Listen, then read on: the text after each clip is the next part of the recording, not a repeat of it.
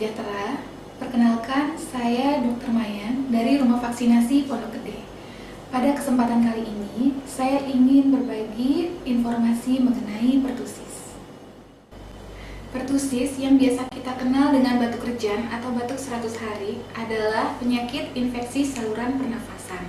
Penyakit ini menyebabkan batuk hebat yang diakhiri dengan suara nafas melengking. Pertusis disebabkan oleh bakteri Bordetella pertussis yang tersebar di seluruh dunia. Penyakit ini sangat menular, menyerang semua usia, terutama pada anak-anak di bawah 1 tahun. Penularan pertusis melalui percikan ludah dari penderita.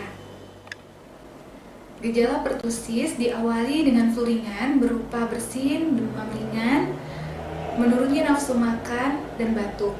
Batuk dapat bertambah hebat dan kuat karena penderita sulit mengeluarkan dahaknya. Durasi batuk itu sendiri dapat berlangsung lama sehingga penderita kesulitan untuk bernafas.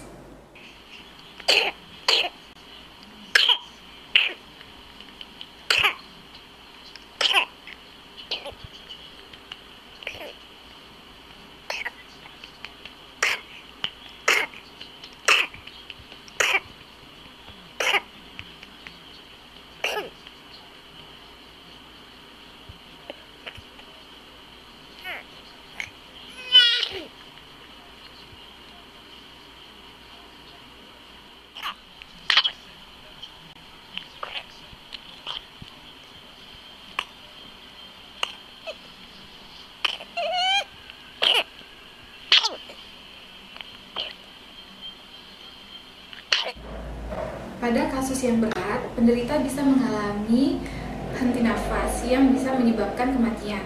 Secara umum, penyakit lebih berat pada anak-anak dibandingkan dewasa.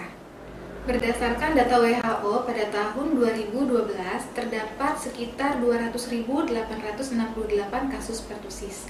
Sedangkan di Indonesia, pada tahun 2011, terdapat 1.941 kasus pertusis.